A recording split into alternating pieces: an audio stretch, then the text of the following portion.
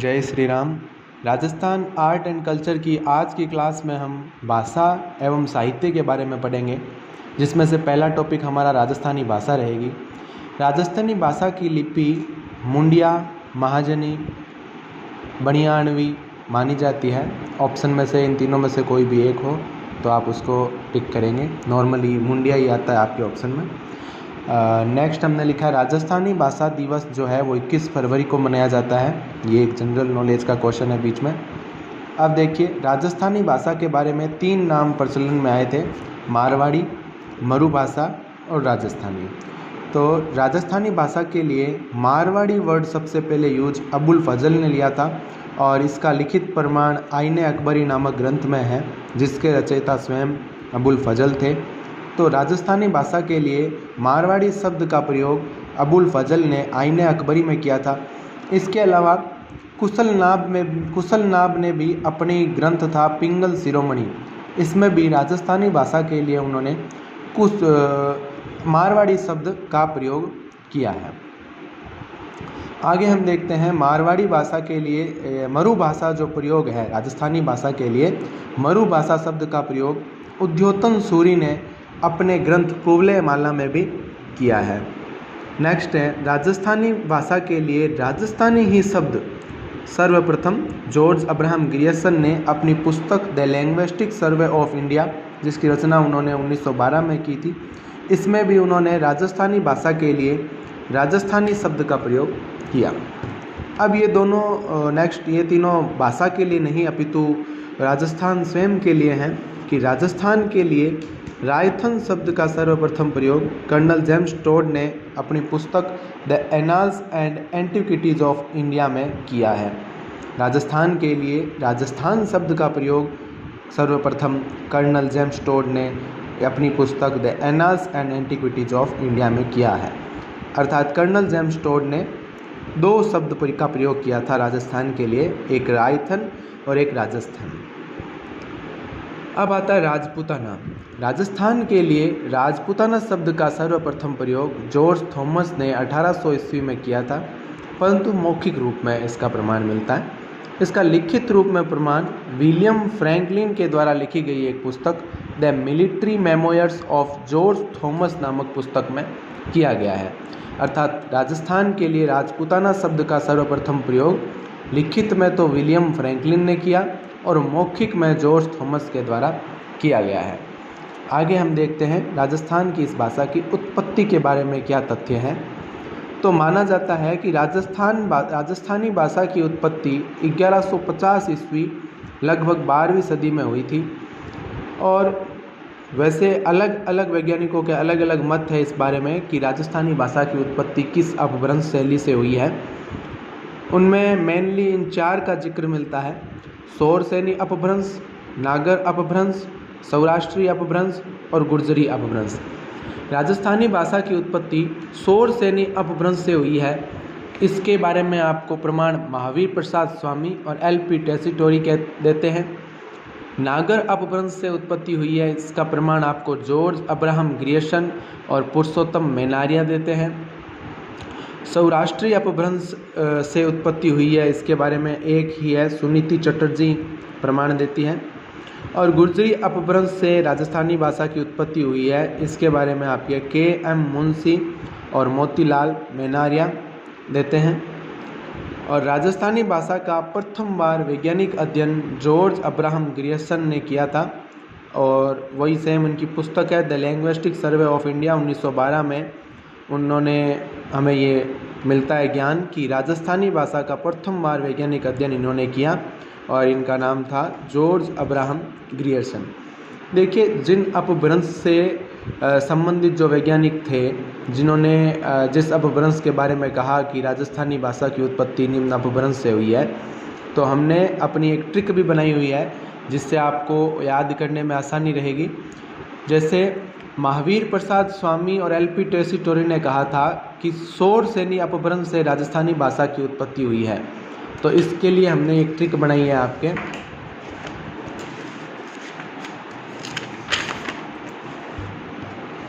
सौरसेनी अपभ्रंश से उत्पत्ति के बारे में महावीर शोर करेगा तो तेरी ऐसी तैसी हो जाएगी। देखिए, आप ट्रिक के माध्यम से तीनों चीज़ें याद कर सकते हैं। महावीर से महावीर प्रसाद, शोर से स्वयं नाम आ जाएगा, शोर से नहीं अपभ्रंश, और ऐसी तैसी से याद आ जाएगा LP टेसीटोरी। देखिए, मात्र एक ट्रिक, एक लाइन की वजह से आपको याद करने में आसानी रहेगी। नेक्स्ट है नागर अपभ्रंश। तो नागर अपभ्रंश में हमने अभी नोट्स में देखा था कि दो वैज्ञानिक थे, जॉर्ज अब्राहम ग्रियर्सन और पुरुषोत्तम वेनारिया। तो एक ही ट्रिक से दोनों याद हो रहे हैं। नगर में पुरुष गिर गया, नगर गया था पुरुष और नगर में गिर गया, तो नगर से नागर अपभ्रंश, पुरुष से पुरुषोत्तम वेनारिया, गिर गया से जॉर्ज अब्राहम ग्रियर्सन। अगला देखो, सौराष्ट्री अपभ्रंश। तो इसकी तो एक ही है, तो आपको याद करने की ज़रूरत नहीं है, सुनीति चटर्जी। और यहाँ सौराष्ट्री तो SS, ट्रिक से भी नाम याद रख सकते हैं, स, और इधर भी स्टार्ट स। गुर्जरी अपभ्रंश, एक तो है KM मुंशी और एक है मोतीलाल वेनारिया। तो ट्रिक कुछ इस प्रकार बनी कि मोती कई किलोमीटर गुजर गया, मोती कई किलोमीटर गुजर गया। तो यहाँ आप ऐसे याद रखेंगे, मोती से मोतीलाल वेनारिया, और KM यहाँ पे लिखा है किलोमीटर, तो KM से आ जाएगा KM मुंशी, KM मुंशी। ये देखो, ये ट्रिक थी। इन ट्रिक के माध्यम से आप याद करने में आपको आसानी रहेगी। नेक्स्ट हमने एक यहाँ पे ट्रिकों वाली कॉपी में ये भी लिखा है कि राजस्थान की एक कॉकटेल बोली है, जिसके बारे में हम आगे पढ़ेंगे। जो हमने ट्रिक ये बनाई है KMDH। तो K का मीन्स यहाँ पे है खाओ, और MDH मसाला, MDH एक मसाले का नाम है, तो खाओ MDH। खाओ से वो जो भाषा है, कॉकटेल बोली कहते हैं खेराड़ी को, और खेराड़ी को कॉकटेल इसीलिए कहते हैं क्योंकि इनमें 3 भाषाओं का मिश्रण होकर के खेराड़ी बनती है। वो 3 भाषा हैं, M for Mewari, D for Dhundhari, और H फॉर हाड़ौती। इस प्रकार हमने ट्रिक के अलग से नोट्स भी वीडियो में साथ ही अपलोड कर रहे हैं हम। इससे आपको बहुत आसानी होगी राजस्थान की भाषा को समझने में। नेक्स्ट है अपने भाषा के ही टॉपिक को आगे हम करते हैं। राजस्थानी भाषा का विकास का चरण। तो देखो, राजस्थानी भाषा के विकास के चरण के बारे में 4 चरण माने जाते हैं। 11वीं से 13वीं सदी, 13वीं से 16वीं सदी, 16वीं से 18वीं सदी, और 18वीं से प्रेजेंट टाइम तक। इस प्रकार कुल 4 चरणों में राजस्थानी भाषा का विकास हुआ है। अब हम पढ़ेंगे वर्गीकरण। तो राजस्थानी भाषा के वर्गीकरण के बारे में 4 अलग अलग वैज्ञानिकों ने अलग अलग वर्गीकरण प्रस्तुत किया। सर्वप्रथम जॉर्ज अब्राहम ग्रियर्सन ने राजस्थानी भाषा का वर्गीकरण कुल 5 भागों में प्रस्तुत किया। तत्पश्चात नरोत्तम स्वामी ने राजस्थानी भाषा के 4 भागों में वर्गीकरण को प्रस्तुत किया। फिर मोतीलाल जी वेनारिया ने भी राजस्थानी भाषा के 5 भागों में वर्गीकरण को प्रस्तुत किया, और अंत में LP टेसीटोरी ने केवल 2 भागों में राजस्थानी भाषा के वर्गीकरण को प्रस्तुत किया।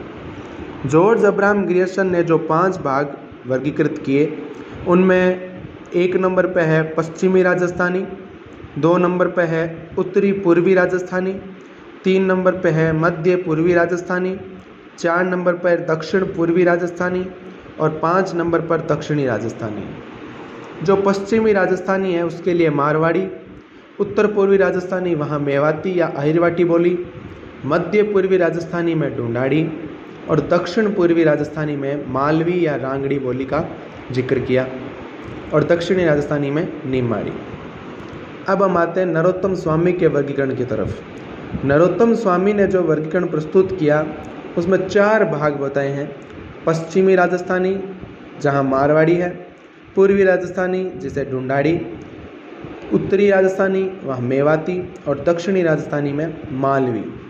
अब आते हैं मोतीलाल जी वेनारिया के वर्गीकरण। उन्होंने सीधे 5 भाग प्रस्तुत कर दिए, मारवाड़ी, मालवी, ढूंढाड़ी, मेवाती और बागड़ी। अब आते हैं एल.पी. टेसीटोरी के वर्गीकरण में। उन्होंने राजस्थानी भाषा के 2 भागों में वर्गीकृत किया, पश्चिमी राजस्थानी और पूर्वी राजस्थानी। नेक्स्ट, अब हम आते हैं एक एक भाग के वर्गीकरण का अच्छे से करेंगे, जिनमें एल.पी. टेसीटोरी के वर्गीकरण को हम आगे और ज़्यादा वर्गीकृत करेंगे। पहला भाग था पश्चिमी राजस्थानी और दूसरा था पूर्वी राजस्थानी। उसमें से जो पहला भाग है पश्चिमी राजस्थानी, उसको हम लेंगे कि पश्चिमी राजस्थानी में आगे विभाजित करें तो मारवाड़ी बोली क्षेत्रफल की दृष्टि से राजस्थान की सबसे बड़ी बोली में से एक है। तो मारवाड़ी को ही हम आगे देखते हैं कि वैसे तो मारवाड़ के बहुत बड़े क्षेत्र में ये बोली जाती है और राजस्थान के कई ज़िलों में मारवाड़ी भाषा बोली जाती है, लेकिन फिर भी पर्टिकुलर अगर देखा जाए तो जोधपुर, पाली, बाड़मेर और नागौर के क्षेत्र में अत्यधिक रूप से ये बोली जाती है मारवाड़ी, और क्षेत्रफल की दृष्टि से राजस्थान की सबसे बड़ी बोली है मारवाड़ी। आगे हम जनसंख्या की दृष्टि से भी राजस्थान की एक बोली को देखेंगे, वहाँ ढूंढाड़ी भाषा होगी, लेकिन यहाँ ध्यान रखें ये क्षेत्रफल की दृष्टि से है और ढूंढाड़ी है वो जनसंख्या की दृष्टि से है। इस भाषा की शिल्पगत विशेषता ये है कि छंद व मांड गायन के रूप में ये भाषा प्रस्तुत होती है। आगे हमने देखना है कि मारवाड़ी में लिखे गए कुछ ग्रंथ हैं, जैसे एक कुवले माला है।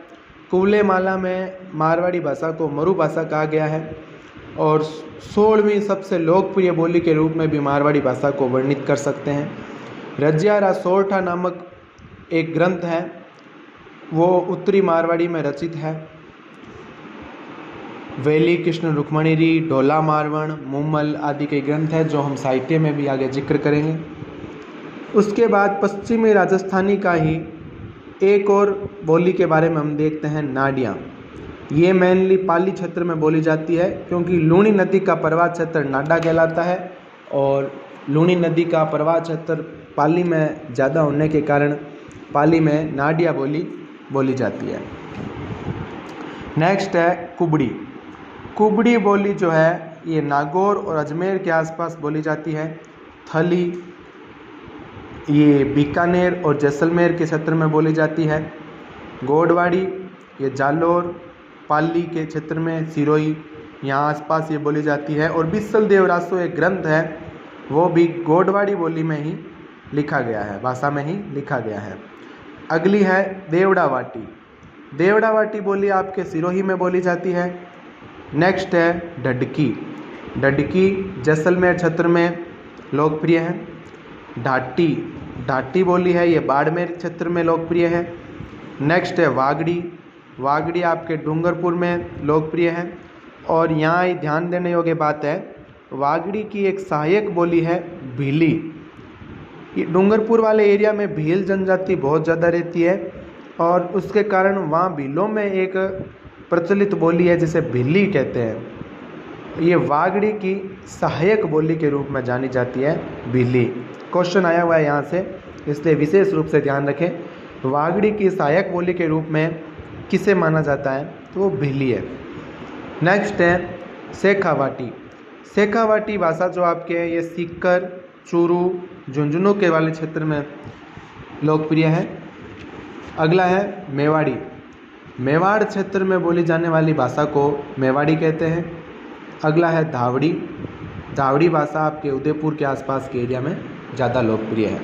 तो ये हुई अपने पश्चिमी राजस्थान की सभी बोली उपबोली। अब हम पढ़ेंगे पूर्वी राजस्थानी। पूर्वी राजस्थानी में 1 नंबर पे आती है ढूंढाड़ी। जैसा कि हमने पहले भी बताया था, ढूंढाड़ी भाषा जनसंख्या की दृष्टि से सबसे बड़ी बोली है। ये जयपुर, किशनगढ़, अजमेर, दौसा इन क्षेत्रों में लोकप्रिय है।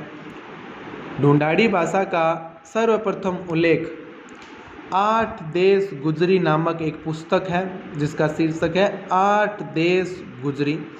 उस पुस्तक में हमें ढूंढाड़ी भाषा का सर्वप्रथम उल्लेख मिलता है और ये हमने डिस्कस कर चुके हैं कि जनसंख्या की दृष्टि से सबसे बड़ी बोली है। देखिए, ढूंढाड़ी भाषा के आपके 2 उपबोलियाँ भी है। एक है झाड़शाही और एक है सद्दू कड़ी। यहाँ सद्दू कड़ी को आप एक ट्रिक से भी याद कर सकते हैं, आगे नाम सद्दू है कि जो साधु संत जिस भाषा में अपने ग्रंथ या अपने दोहे लिखते या बोलते थे उस भाषा को सद्दू कड़ी कहते थे। और अपने राजस्थान के कबीर कहे जाने वाले संत दादू जी की रचनाएं भी इसी सद्दू कड़ी भाषा में लिखी गई है, जो कि ढूंढाड़ी भाषा की सहायक बोली या उपबोली है।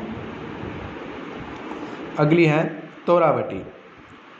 कांतली नदी के प्रवाह क्षेत्र होने के कारण तोरावटी भाषा झुंझुनू, नीम का थाना और खंडेला की पहाड़ी सिक्कर के आसपास बोले जाने वाली भाषा है।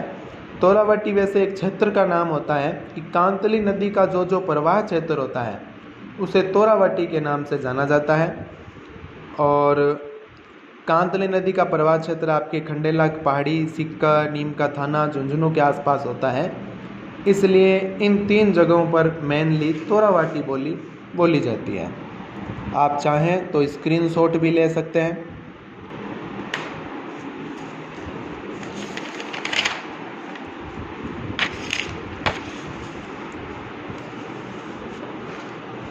अगली बोली है राजावटी। राजावटी भाषा आपके जयपुर में बोली जाती है। नेक्स्ट है नागरचौल। नागरचौल भाषा सवाई माधोपुर में लोकप्रिय है। एक है पचवारी। पचवारी जो भाषा है ये लाल सोट और सवाई माधोपुर दोनों में लोकप्रिय है। अगली है जगरोटी। जगरोटी भाषा आपके करौली में बोली जाती है। नेक्स्ट है शेरा। शेरा भाषा कोटपुतली जयपुर में अधिक लोकप्रिय है। नेक्स्ट है हाड़ौती। हाड़ौती भाषा का ज़्यादा प्रचलन कोटा, बूंदी, झालावाड़ में है, परंतु हाड़ौती भाषा का उल्लेख है केलोग के द्वारा लिखे गए हिंदी व्याकरण में इसका हाड़ौती भाषा का उल्लेख मिलता है। और हिंदी व्याकरण की रचना 1875 में केलोग के द्वारा की गई थी। सूर्यमल मिश्रण के जो भी ग्रंथ थे वो सभी हाड़ौती भाषा में रचित है। अगली है बीजणी। बीजणी भाषा बूंदी में लोकप्रिय है और बूंदी में भी इंद्रगढ़ का जो क्षेत्र है वहाँ पर बीजणी भाषा थोड़ी प्रचलित है। अगली भाषा है अचला। अचला भाषा टोंक के मालपुरा क्षेत्र में लोकप्रिय है। अगली भाषा है मेवाती। तो हमने शुरुआत में देखा था कि जॉर्ज अब्राहम ग्रियर्सन ने भी जो उत्तर पूर्वी राजस्थानी का जिक्र किया था वहाँ मेवाती भाषा का उन्होंने जिक्र किया। मेवाती या अहिरवाटी हम दोनों को ही पढ़ेंगे। मेवात क्षेत्र में मेवाती भाषा प्रचलित है। और मेवात क्षेत्र होता कौन सा है? भरतपुर, अलवर के जो आसपास का एरिया है जिनमें मेनली भरतपुर और अलवर का ही नाम लिया जाता है, ये मेवात क्षेत्र कहलाता है। और यहाँ बोली जाती है इसलिए इस भाषा को मेवाती भाषा कहते हैं। पश्चिमी हिंदी व राजस्थानी के बीच सेतु का कार्य करने वाली भाषा भी मेवाती है।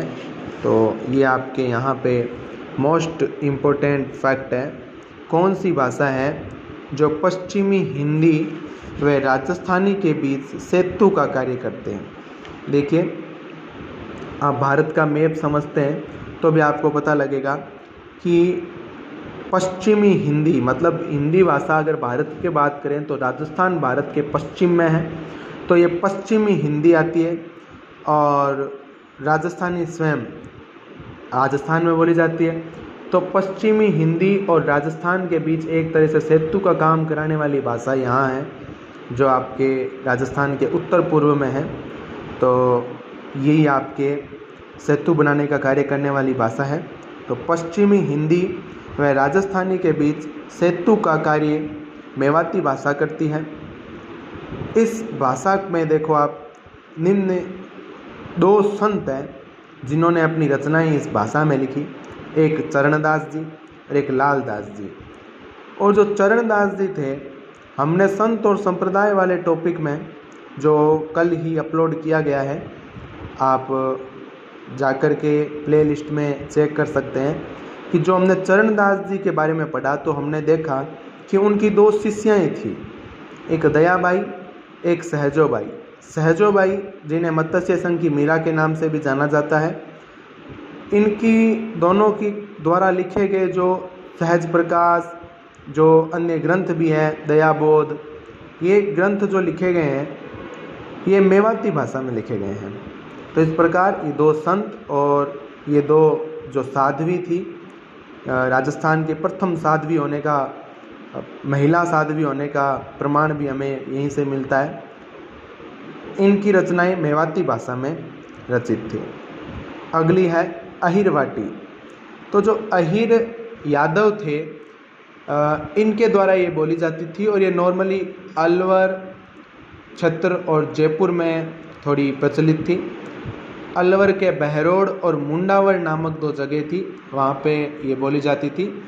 और ये राठ क्षेत्र होने के कारण अहिरवाटी का अन्य नाम राठी बोली भी है। यहाँ से भी क्वेश्चन आया हुआ है कि किस बोली का अन्य नाम राठी बोली है। तो अहिरवाटी का अन्य नाम राठी बोली है क्योंकि राठ क्षेत्र में बोली जाती है।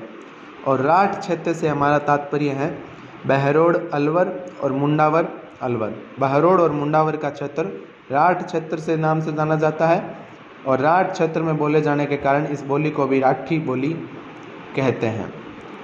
भगवान श्री कृष्ण जी के पद इसमें गाए जाते हैं, अर्थात अहिरवाटी जो बोली है इसमें भगवान श्री कृष्ण के पद भी गाए जाते हैं। नेक्स्ट अपने खेराड़ी भाषा है, वही सेम पहले हम कर चुके हैं, लेकिन ये ध्यान रखें ये भाषा शाहपुरा भीलवाड़ा में अधिक रूप से प्रचलित है। और खेराड़ी को राजस्थान की कॉकटेल बोली भी कहते हैं। कॉकटेल कहते हैं क्योंकि इनमें 3 भाषाओं का मिश्रण है, पहली मेवाड़ी, दूसरी ढूंढाड़ी और तीसरी हाड़ौती। अंतिम दक्षिण की तरफ हम जाते हैं तो मालवा क्षेत्र में बोली जाने वाली एक प्रमुख भाषा मालवी है, जो झालावाड़, बारां और कोटा के क्षेत्र में बोली जाती है। मालवी की अन्य उपबोलियों में सोडावड़ी, काठवादी, नीमाड़ी और रांगड़ी बोली है। सोडावड़ी और काठवाड़ी इतनी प्रचलन में यहाँ राजस्थान में नहीं है, इसलिए हम इनका आगे जिक्र नहीं करेंगे। ये मध्य प्रदेश में प्रचलित है, सोडावड़ी और काठवाड़ी। नीमाड़ी जो भाषा है ये दक्षिणी राजस्थानी है। रांगड़ी भाषा से क्वेश्चन आता है कि रांगड़ी जो भाषा है ये किन 2 भाषाओं का मिश्रण है। ध्यान रखें, एक था 3 भाषाओं का मिश्रण, वो थी खेराड़ी, और एक है 2 भाषाओं का मिश्रण जिसमें एक है मालवी और एक है मारवाड़ी, एम। लेकिन एम से आप कंफ्यूज हो जाएंगे मेवाड़ी में, क्योंकि उसमें सबसे पहले मेवाड़ी आती है, इसमें आती है मालवी। मालवी और मारवाड़ी दोनों मिलकर के रांगड़ी भाषा का निर्माण करती है। तो यहीं पे अपने राजस्थानी भाषा वाला टॉपिक क्लियर होता है।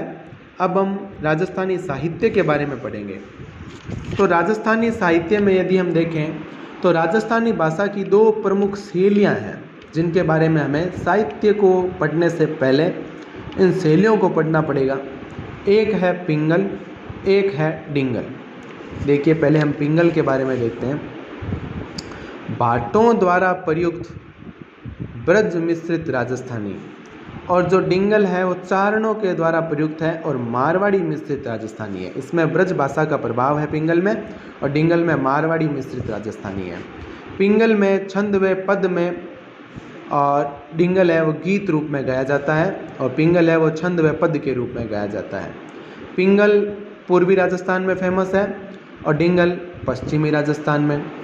पिंगल की उत्पत्ति सोरसेनी अपभ्रंश से मानी जाती है, डिंगल की गुर्जरी अपभ्रंश से। पिंगल में लिखे हुए कुछ ग्रंथ है पृथ्वीराज रासो, रतन रासो, खुमाण रासो, वंश भास्कर। और डिंगल शब्द का प्रयोग प्रसिद्ध कवि बांकीदास ने अपनी रचना थी कुकवी बत्तीसी, जो 1871 में बांकीदास के द्वारा लिखी गई रचना थी, उसमें उन्होंने इसका जिक्र किया है। राज रूपक, अचलदास खिंचीरी वचनिका, राव जेत सिरो छंद, रुक्मणी हरण, नाग दमन, संगत रासो, डोला मारूरा दोहा आदि में राजस्थानी साहित्य के डिंगल शैली का प्रयोग हुआ है। कुछ शब्दावली भी है साहित्य से रिलेटेड, जो साहित्य पढ़ने से पहले हमें पढ़ना अनिवार्य है। वचनिका ये गद्य पद्य तुकांत रचना होती है। देवावेत उर्दू फारसी की शब्दावली से जो युक्त लेखन शैली होती है उसे देवावेत कहते हैं। अर्थात राजस्थान साहित्य के कुछ टॉपिकों में आप देखेंगे कि उर्दू और फारसी के कुछ शब्दों का प्रयोग हुआ है, तो उस साहित्य को देवावेत के नाम से जाना जाता है। अगला है गद्य। ख्यात, वात, वित्त, वंशावली, इनका वर्णन गद्य रूप में होता है और पद्य रूप में निशानी, गीत, कोई रासो या कोई वैली वो पद्य रूप में वर्णित होता है। अब हम प्रमुख रचनाओं का इसमें देखेंगे कि कौन कौन सी प्रमुख रचनाएं थी। तो राजस्थानी भाषा का जो प्रथम ग्रंथ है जो राजस्थानी भाषा में उल्लेखित है वो है भारतेश्वर बाहुबली घोर।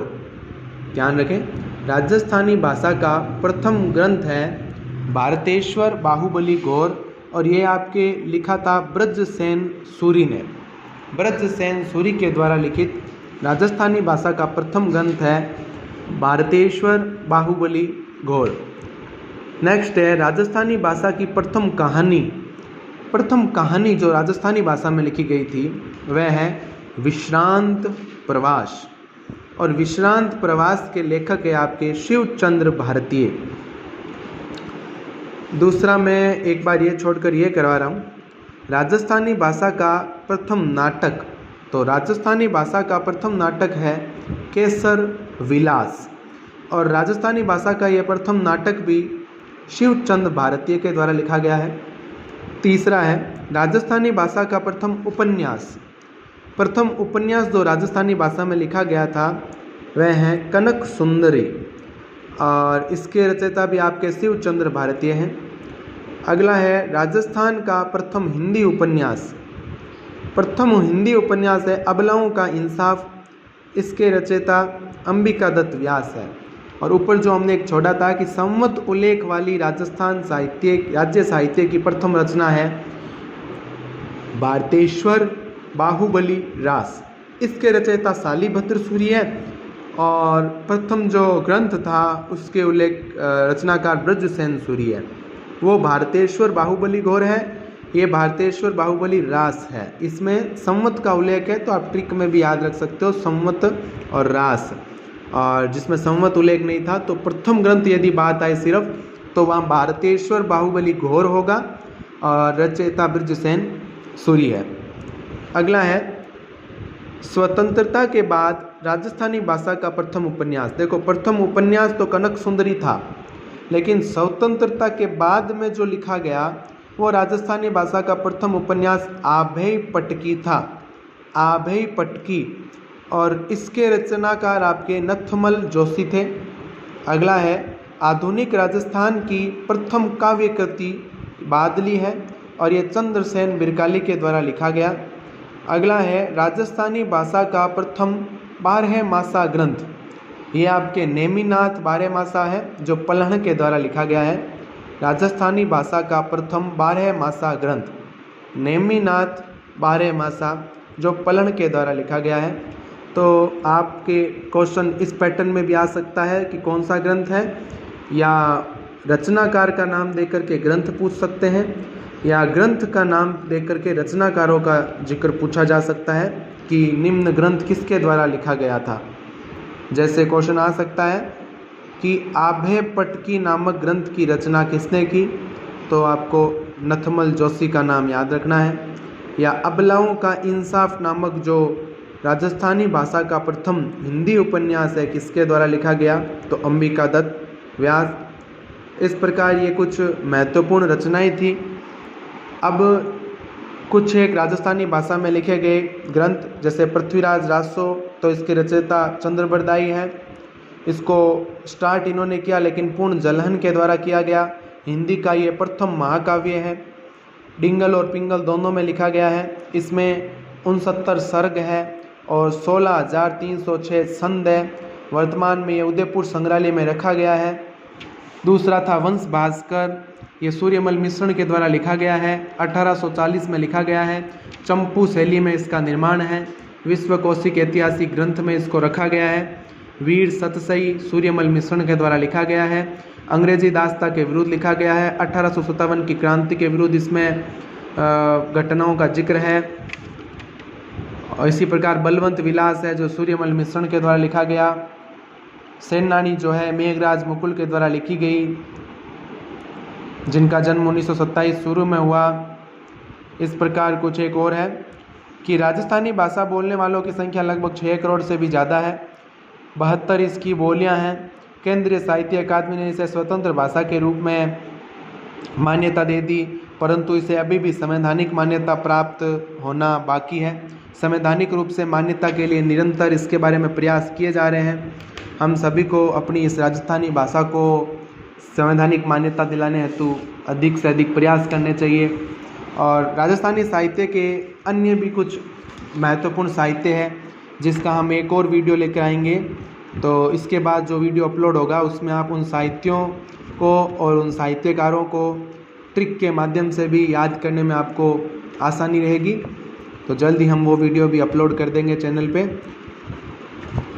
वीडियो पसंद आए तो लाइक कमेंट शेयर कीजिए और चैनल को सब्सक्राइब करना ना भूलें। जय श्री राम। धन्यवाद।